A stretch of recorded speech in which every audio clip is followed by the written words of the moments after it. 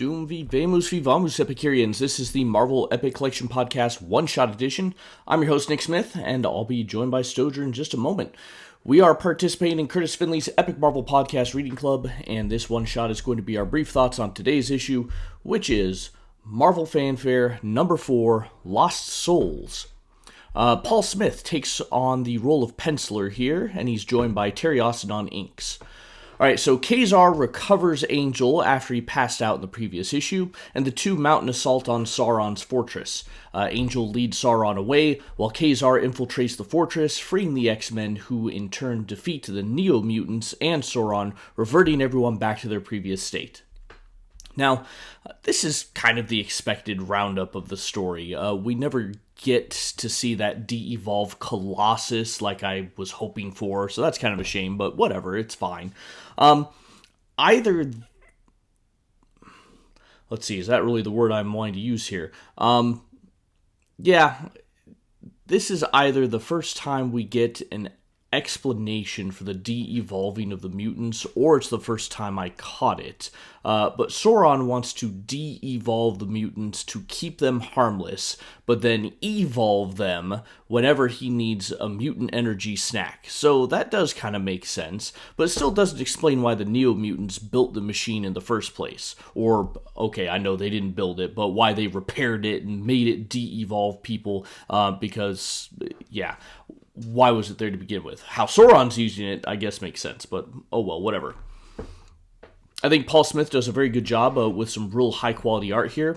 Something I noted was he did a very good job of giving the characters distinctive faces, which is, for some artists, I feel like their faces can be a little samey sometimes, but Paul Smith, really good job there with people's faces. And I think I'd be remiss if I didn't, on the video podcast here, show off that, if I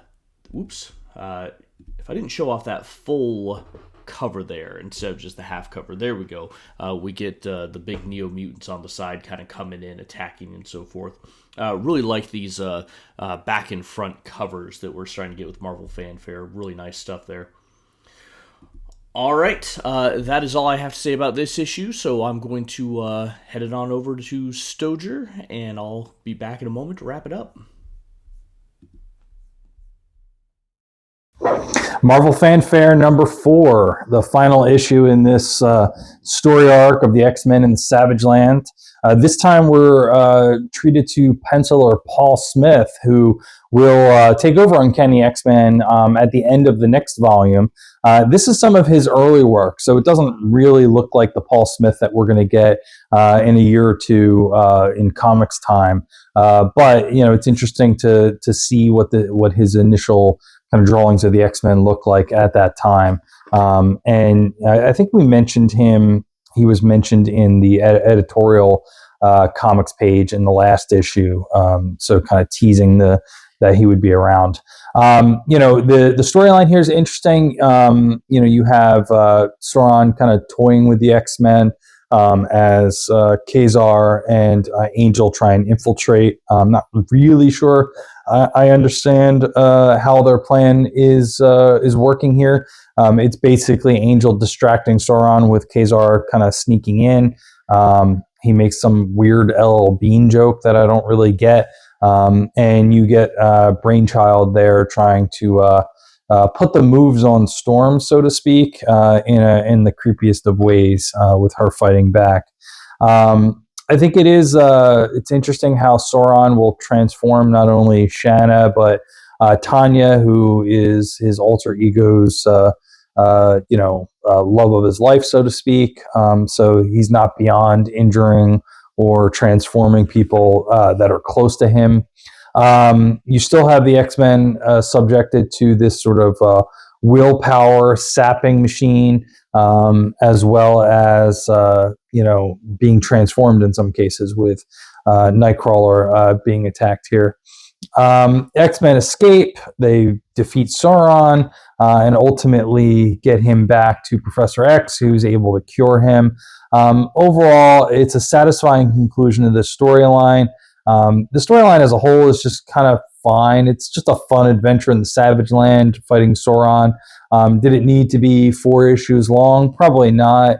But we squeezed a bunch of different things in there over time, and got a couple cool panels in this issue. I think the panels of Sauron coming out from the rocks and Storm coming out after she's kind of defeated him off panel look pretty good. I think Paul Smith's last panel with the group shot with a cured Carl looks really tight with his pencils. So I think kind of shows the potential of where things can go as we kind of move forward here with him as a penciler on the X-Men in, like I said, in about a year or so. It's towards the end of the next Epic collection. I forget the exact issue that it's covered there. One observation that was interesting that I kind of didn't realize till now is that this whole team up of people, even if you kind of throw Kazar and Zabu in there, it all kind of feels a little bit like He-Man, and I wonder if that was by design. Let's kind of have these characters. You get a guy with 4 arms, you get a frog guy, so on and so forth. I kind of had a little bit of a nostalgic flashback to my childhood here of watching He-Man cartoons and playing with those action figures. So, definitely get that vibe of the X-Men fighting people from the He-Man universe as you go through here. All right, well, looking forward to the next issue and back to Uncanny X-Men proper with Uncanny X-Men 151. All right, thank you, Stojr, and thank you, the audience, for watching and listening. We'll be back again tomorrow with another one-shot, and you can check us out on YouTube, where we post the episode schedules and currently have a poll for you to choose which Epic collection we will read and review in March. Check that out, and go ahead and subscribe to this channel if you like what we're doing. I've put Stojr and my link trees in the description if you ever want to find us on the internet. So thanks again, and we'll catch you next time for another episode that will be just as epic.